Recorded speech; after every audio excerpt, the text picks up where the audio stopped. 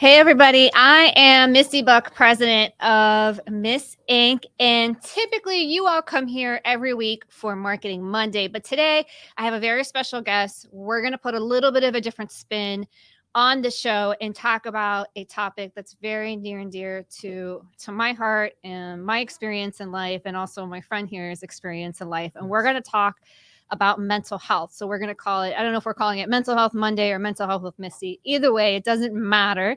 That's what we're going to talk a little bit about today. So with that, I'm going to introduce my guest, Chris Colston. He is the CEO and founder of Second Chance Credit. And really, he's done an incredible job for me and for my family and helping us with our credit needs. But beyond that, we have a common thread. Yes. And one of we've had many common threads, actually. We have many common threads.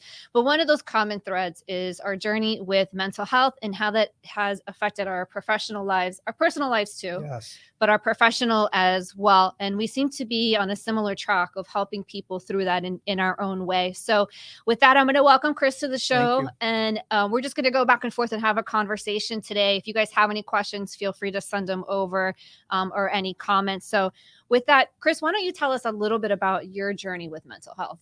Man, I'll tell you this, Misty. For me, I didn't know what it was called. I preparing for today, I was thinking, I'm like, all of us have mental health issues, right? Because we come to Earth, we come to the world, and we have to deal with so many things. And it's crazy because we're dealing with these things, we're dealing with these feelings, but we don't know what they are. Right. We don't know where to go to ask what's going on. Like, I remember coming from Nicaragua over here in 1989, and it was very traumatic for me because I've always been a very sociable kid, always like friends, wanted to help out, play, and we get put outside in portables. Mm-hmm. So I came over here in fourth grade. So fourth and fifth grade, I was in a portable. Right. Because we were the ESOL kid. Oh, so you got put in that section of the school. We were like leprosy. Yeah. It was crazy. Right. So the big school, we couldn't go in there. We could only go for breakfast or lunch. Right. And when we went there, we got called names. Wow. So it was like, what's going on here? So your morale, your self-esteem, everything just goes downhill. Right. So you're feeling anger, you're feeling depressed, right? Like, but we don't know what that is at that time. Correct. You're getting bullied. Yeah. So what happens afterwards? Then you become the bully. That is true, because eventually you have to defend yourself, and that's how you learn to defend yourself in a way, right? At least for me. I wouldn't say defend yourself, Misty. I would say yes, defending yourself, but also you're so angry at the world. Yeah. You have to have an exhaust. Right. And we don't know what the exhaust is. So let's go fight. Right. Let's do all these crazy things. And you're so angry that you're not even doing well in school anymore. Right. Because you're like, why? What happened? The teachers are going through their days, their curriculum. Your parents are working. Like my parents were working 2 jobs. Mm-hmm. Like we saw my mom and my dad in the morning. We didn't see them until we came back at night. Wow. Like my mom put so much fear in us, like saying, when you got back from school, you cannot go outside because then they will know that you're by yourself. Someone could come and take you away. So you had this isolation in school, and then you come home and you have to isolate more because of the fear that something bad was going to happen to you. Something bad was going to happen. Wow. Or if we were going to be taken away because we had no parent supervision. Wow. So it was so crazy. And then you carry that with you, Misty. Because now you become a young adult. Now you go to middle school, high school. Then also you have problems with, I'll say, friends, relationships, parents, and you don't know where to go. Right. To talk about this. So we never knew what, people would think about mental health. It's like, oh man, Misty's crazy. That's what it was back then. Chris is crazy. That's what it was. But why, you were Misty? crazy. Right. But why? Right. I don't have that answer. I wish I knew, but that's certainly how I felt. Yeah. and then you struggle. And once I became an adult, right, get into a serious relationship, and you don't know how to cope with things. Right, because you never how to unlearned those things, right? That's what you're saying. Like you just continue to carry those childhood things that you had learned. So where are the mentors? Mom, dad, where are you? Right, Grandma, grandpa, where are you? Tio, tia, where are you? right. So it's a domino effect Yeah. of total screwed ups. Mm-hmm. So how can we get this fixed? So I'm so glad that you're dealing with this. You made something happen, and you want to go and help out more. And there's so many professionals now out there willing to help out individuals like you and I going Right, through this. right. And then the mental health, Misty, also goes into finances. Yeah, that's a big trigger point for people suffering with mental health. Like that can be, I mean, how many stories tragically have we read about people who were going to lose everything and so they decide to take their life? Misty, imagine if you were in a storm. How can you navigate through that storm if everything is black? Mm-hmm. How can you navigate That's a through great it? analogy. Yeah. How can you navigate? You can't see anything. It's There's true, you can. And people there, wonder if you've never experienced this before, people have no idea what it feels like. They don't understand what you just described. And I think that's a really good, clear way of describing that. because there's no hope. There's no hope. Because you can't see a light. You Not can't, even a yeah. star Right. far away. You Right. can't see it. Right. Because either it's so dark you can't see it, or your mind is so blocked Right. that you can't see it. Like, you're one of my dear friends, and we spoke about this. Like me going through my divorce, it was so tough going through that. Yeah. Having a business, trying to have the business stay afloat, Mm-hmm. having other families depend on me, not just my immediate family, not just my little kids and my ex-wife, families, people that work for me, Right. right? Right. Because you have employees to consider as well. They rely on you. They rely on me because I'm the Yes. one bringing in the clientele. But Right. if I'm not in a good mental state, Misty, how can I speak well to my clients? Right. How can I listen to their problems and provide a solution? Yep. If I'm all blurry, Right. like I was literally, Misty, I will say probably a month away, probably from closing my business. We got that close. We got that close Wow. because I just started. Like shutting down. I started going after the business. Mm. So that's when my therapist told I spoke to my therapist about this, and he goes, that's very natural for someone to do Right. because you lost something so dear to you, right? Your family, you're a family man, Chris. You lost something so dear. You have to now go attack something very dear as well. Mm. That's a big aha. Yeah, you have to go and attack it Yeah. because you can't just have something really dear, and you lose, and then be like, oh yeah, this is over here is good. No, you're gonna Right. go and attack it, backlash it. And what did I do? Like, I didn't care anymore. Mm-hmm. I didn't dress well. I didn't speak well. But I didn't have good energy.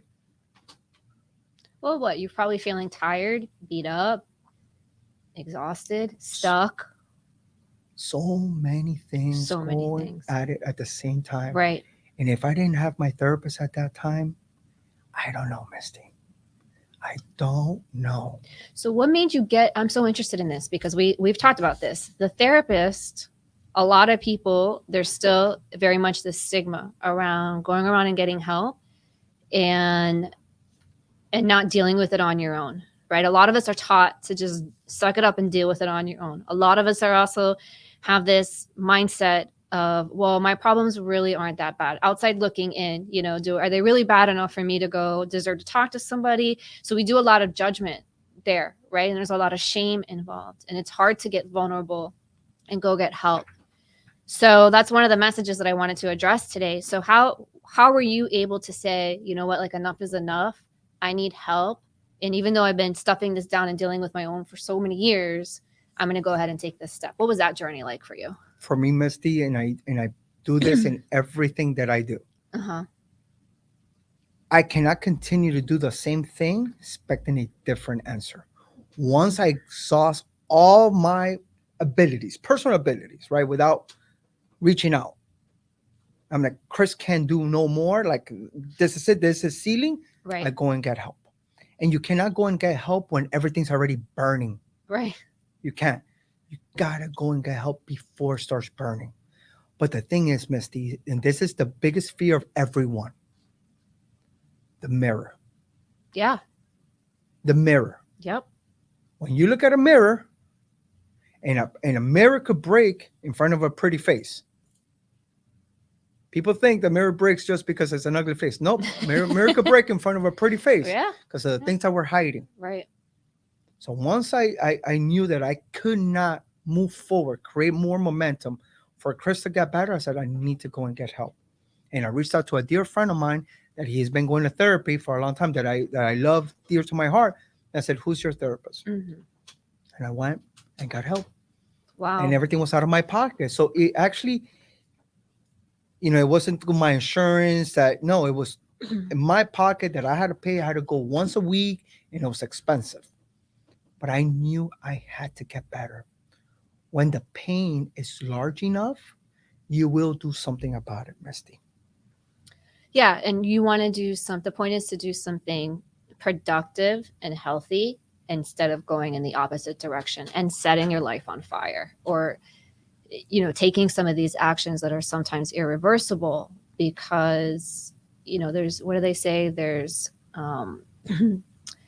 there's no permanent solutions to temporary problems, or something like that, right? So like, you have to be really, I didn't word that correctly, but there, you just have to be really aware of that. So I'm so glad that you were, and that you went and got that help, and that we weren't reading about you in the newspaper because, this guy who has this incredible business, almost set it up on fire. Almost, yeah. Literally, I told him. I said, I was telling all my staff, I'm like, hey, start searching for a new job. Wow. So it was that bad. Wow. My business coach that Will Dukes, he came and he was like, this is the way Chris is acting. Right. Like, holy smokes. Like, we are in trouble. But, but it's also like, you have these attorneys, in the family law, you have these attorneys coming at you, you have your ex coming at you, you have so many things coming at you within a short amount of period of time. And what are you going to do? Right. What are you going to do? So it's very difficult to get around it. And now, Misty, I still continue to go to therapy. I still continue to talk, because there's so many things that are still inside of me that I don't know why I react that way. Right. Now getting to know myself a bit better, I'm like, okay, now I know where that trigger comes from. Now I know where this comes from.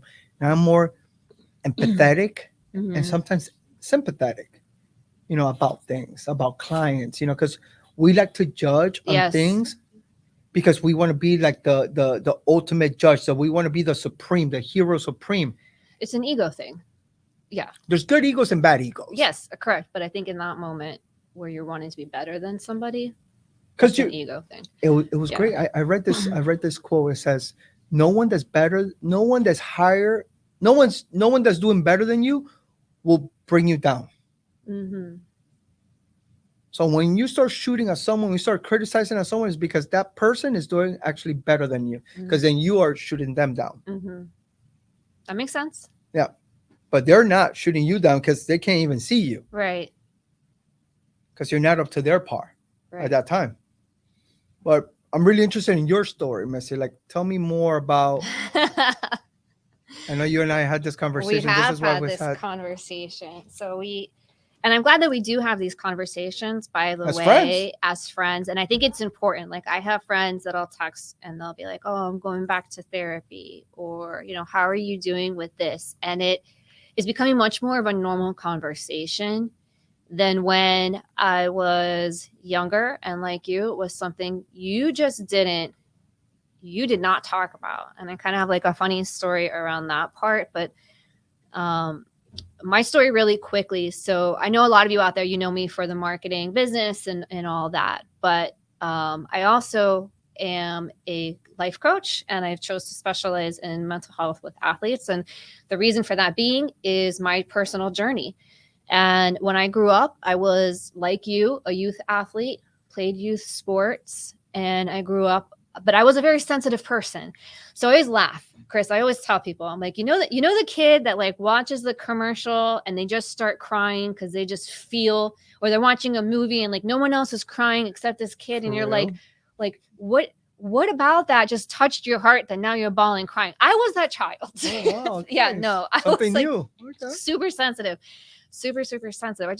I've always been really what I now know is empathic, right? This word didn't exist, in like the 80s and 90s, right? We didn't talk about these things. It just was like, oh, Misty, you're dramatic. Misty, you're a princess. Misty, or whatever. And around in like the sports world, it was very stop being weak, stop being a baby, stop being soft, stop being other words I won't use here, right? So it was like I heard a lot of that.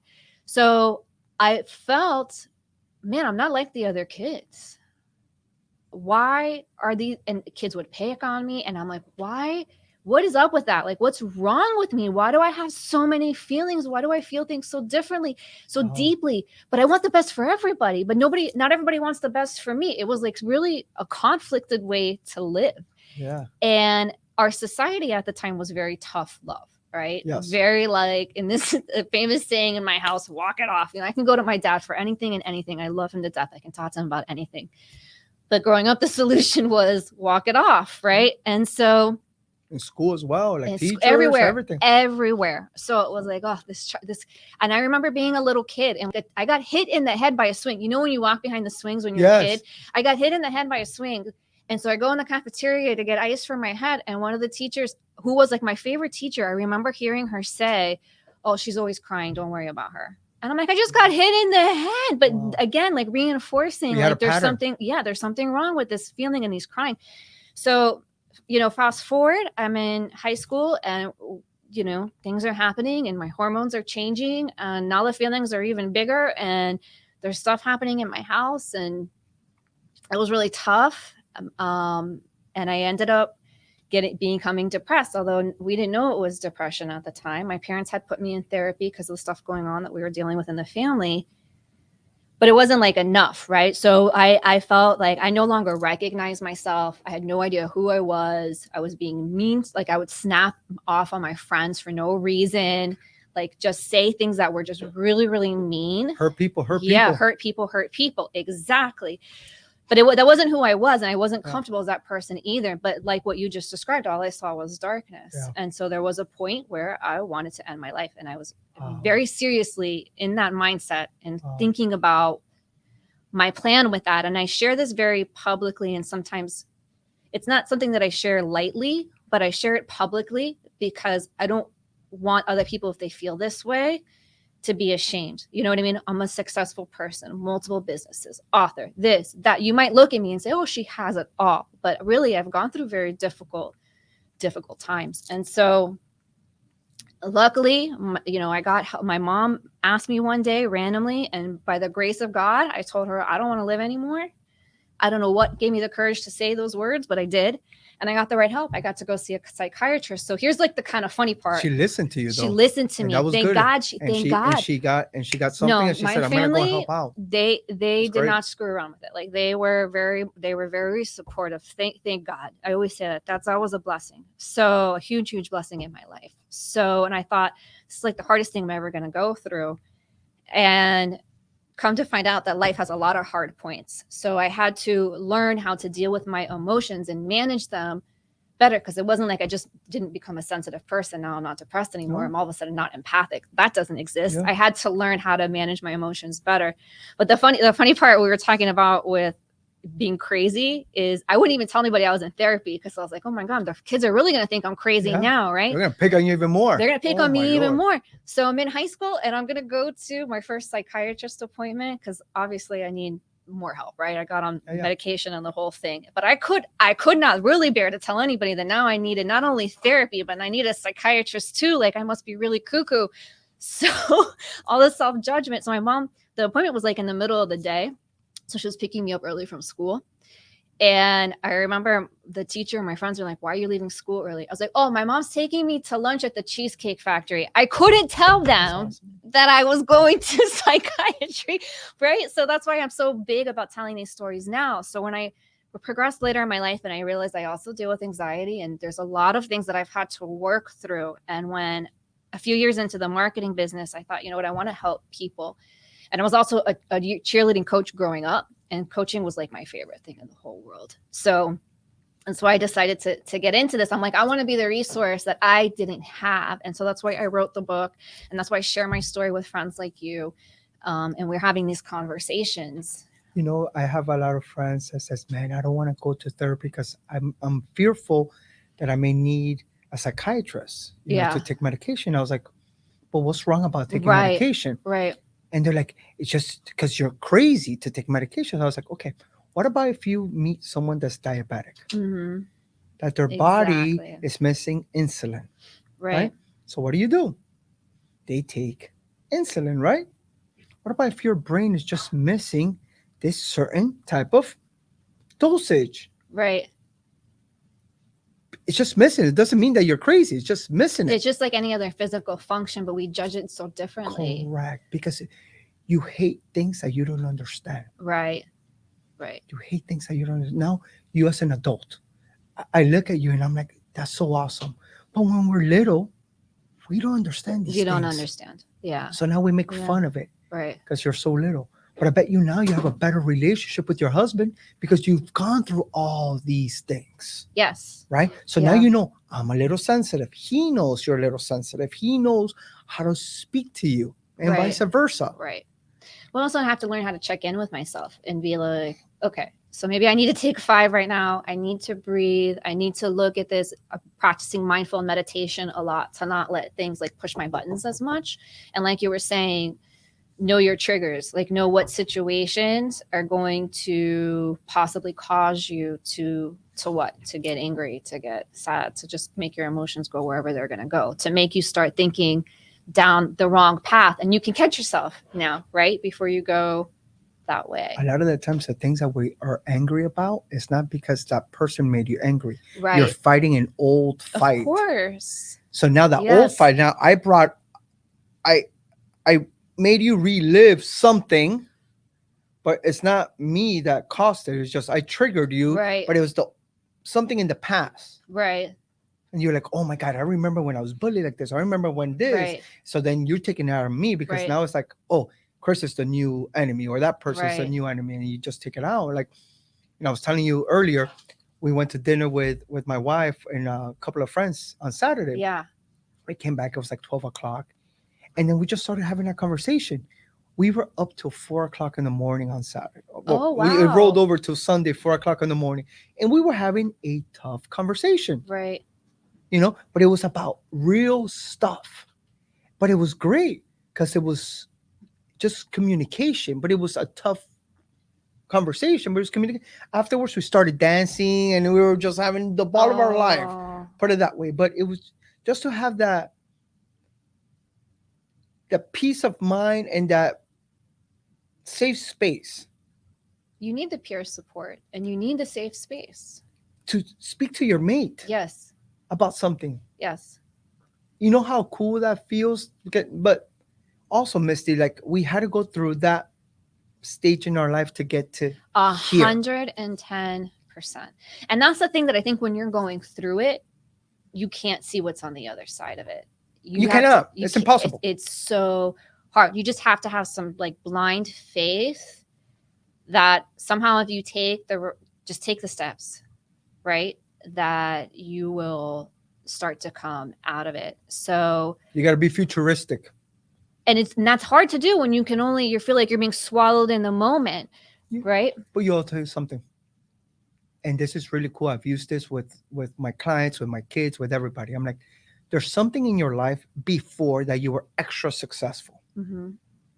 Extra. How did that happen? Like for my son loves to read. At the beginning, it was very, very hard for him to read. Mm-hmm. We put him in, learning, reading, and he's good at it. So once he does things, he's like, I can't get it. I'm like, Papi, just continue to do what you know to do. Just continue to try. Right. Because you have been successful in karate, you've been successful in here, you've been successful there. I know you're angry right now because you cannot achieve that goal right away. Right. But if you keep on going, so there's things that you've been successful, like a cheerleader, an athlete. You Right. went to practice, you took coaching, Right. you had extracurricular activities. You did so many other things, and if you do that, you'll be okay because you also have a pattern of good things. So when you're so dark, Yes. Yes. it's okay. How was I able to get out of this hole before? Right. It's not because it's not that challenges stop in your life, right? They don't stop. And so Curveballs are going to keep on coming. they're going to keep on coming. There was this talk that I think is Duke's women's basketball coach. Uh-huh. They have it on their Instagram. I reshared it last week in a story, but she was talking about learn how to do hard better, because challenges are never going to stop in your life. So if you can learn how to manage those and learn what your trigger points are, right, and learn about yourself, that inner deep knowing, and that gives you so much clarity. But the most difficult thing in therapy, and this is why I've spoken to people, because I'm so proud that wherever I go, I tell them, Yeah. I go to therapy. This has helped us out. Yeah. My wife, we actually have couples therapy as well. That her and I check in. We have somebody that's awesome, non-biased. It's great. It's helped us out so much. But the reason why a lot of people don't go to therapy is because at that time there's a scar, right? Right. You have to open up that scar again. Yeah. You have to go back It's again to painful. feel that pain It's again. painful. So now, are you a masochist? So people say, "Oh, I don't want to feel that pain again because I don't want to be a masochist." No, because if you don't open that again, it will never heal properly. It won't. You're going to continue to carry that with you the rest of your life. When you have the option to be more at peace, when you have the option to be more clear, when you have the option to be more free. And sometimes we don't want to open up. Like for me, right? Like opening up those scars meant that I had to be angry at certain people in my life that are very close to me. Right. Right. And also be angry, but also forgive them. Right. As well. Because if you're not angry again, you won't be able to forgive them. You won't be able to move forward, Misty. You always will carry that gigantic weight. Yeah. And it's only gonna tear you down. It's only gonna continue to blemish you because it controls you, right? So the other people are still in a way controlling you because you're allowing that anger to impact your life. You think you're in control, but actually when you're still carrying around that anger, you're still letting that situation and that person control you. And then the real Misty or the real Chris will never be able to come out. Right. Because we're so fearful, we're so scared, we're so tainted, and then we continue to hurt other people. And it's a gigantic domino effect. And then now that person is going to go hurt someone else. And then, like, I have kids, Misty. It's like, if I cannot get better, right, how can my kids be better? Well, I'm glad you brought that up because there's a lot of talk about generational trauma and generational healing. And a lot of that comes from, that's like a whole other topic. But I think that's awesome because it allows you to raise better children who, not that they won't have challenges, but they'll understand, okay, just like you said with your son, this was hard. I know I got through it. So let me just continue to take the steps. And I know I got through this too. That's reassuring. And how do you do that? My son's 13 years of age. Right. I go in to have lunch and dinner, just him and I. Mm-hmm. I go in to have lunch and dinner just with my little 9-year-old daughter. What's going on? Right. What can you talk to me about? What do you want to ask? You got to be, like we started this with saying about where's the mentors? But what about us as mentors? Yeah. Yeah. But once you heal, you're able to do that, right? If you don't heal, you're a terrible mentor. You're a terrible aren't mentor. You? Yes, of course, because you could be a good mentor or a bad mentor. You could actually start putting poison. Yeah. Yeah. Because now you're sharing how your view of the world, your anger, your this, and your kids are learning that from you. And so I think that these are all, I mean, God, we could just talk about this. I know it's been about like 30 minutes already. That's it already? Our conversation has really flown by, but I want to, I want to thank you for sharing all that because again, that vulnerability. I think really being a leader for your team, for your industry, for everybody that you work with, sitting in that chair and sharing this is what's allowing you to do that. And we know that you do credit repair and financial literacy, and you work with people on that piece of their life. And then you say it often that it's a dream killer. It can be a dream killer. Yeah, I had a client. This was actually great. And if I can say this story. Yeah, go ahead. I got referred to her by her business banker. Extremely successful lady. So we do the Zoom meeting, and it was her and her husband. And she didn't have bad credit. She just needed a couple of points just to get her to that 740 where she needed to be at, because she was buying a building. But as I look at the credit report, I'm like, why do you have so many credit cards open, and why do you have so much debt? She's like, no, but I pay those things off. I'm like, it doesn't matter. Like, you're putting so much debt here that if you don't pay it off at the right time, your credit score will never be at its highest point. Right. So the husband goes to me in the Zoom. He goes, she has a thing for shoes. She goes, but it's crazy. Yeah. She goes every week to buy $1,500 pairs of shoes, $2,000, $3,000 pair of shoes, like crazy amount of money for shoes. And he goes, she has a gigantic walk-in closet, just everything shoes. And I told her, I'm like, why do you do that? She broke down and cried right there. Really? She goes, Chris, when I was small, I only had one pair of shoes. And my parents were so poor that there was a point that my shoes had big holes, that I can feel the heat of the pavement. Oh my God. So now that I'm successful, I don't want to relive that. Right. And I told her, I'm like, you know what?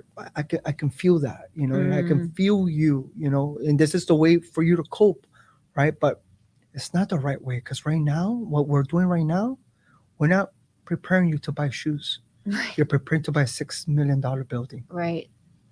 So now you overgrew that. Right. That was a beautiful way to say that. Yep. And it literally changed her aspect. I'm like, we're not here to buy a shoe. Now we're going to buy a building for your company. Right. You grew that. Right. So look at there's some healing that took place there. Yeah. Perhaps. But it's also to understand that, right? Because for me, like coming from Nicaragua, being poor, being laughed at, like I only had like one nice shirt to go out. And when we used to go with the kids to movies on Fridays or Saturdays, they'll tell me, it's like, why do you wear the same shirt? I was like, what do you mean? This shirt is cool. Right. But it's always the same shirt. I didn't understand, like, I was that poor until people were pointing it out to you. Yeah. Yeah. Yeah. And it was crazy. For me, I was so proud. I was like, okay, cool. Like the Sunday's best. Well, you hear that that's funny, because I know we have to wrap up, but I know like you also work with very successful people, very highly successful. You think people, they need credit repair, that these are people that are like, not making, you work with highly successful people that run into this problem. And you even work with pro athletes. And I think that's a very common thread of growing up and not having your basic needs met. And now, or for other reasons, but you feel like, you want to enjoy that because you didn't have that before. It's a FOMO. Yeah. It's a FOMO Yeah. fact. And sometimes it catches on to us. And I tell people, I'm like, you know what? Give yourself that satisfaction. Buy yourself that nice pair of shoes that you want. Right. But make sure that pair of shoes that you buy, you're going to wear it a lot. And we're not going to overdo it. Right. Because what happens is once you start just digging yourself in a hole, then it becomes really traumatic. Then we go into mental health problems with finances. Then everything now goes back down to a rabbit hole. And we can't get out of it because now we're dragging our families now, Misty. Right. So that healing point that you never healed from, now you're bringing down your family because now it's affecting your family, because now the house that you want to purchase, you can't purchase it because you're too much into debt. Right. Or your credit got screwed up, or you bought this car and you couldn't pay for it. Now it got repossessed because you were not able to go and seek help. You did not want to. Right. And I think that's really important. So I wrote an article last year with an ex-NFL player that I interviewed who went through very difficult time. And I shared it again this morning in my newsletter, but he was talking about how he was making more debts than deposits, right? And debts and financial, yes, because he just was like that. He was trying to fulfill a void by just spending money. And this was after he had retired from the sport. And then, but also he was making debts in other ways too, and wasn't making deposits into his soul, into being the human being that he knew he could be, into progressing and getting better. And so I think the way you were just saying, people don't think of it that way, but it certainly happens to a lot of us. You need to have good friends, Misty.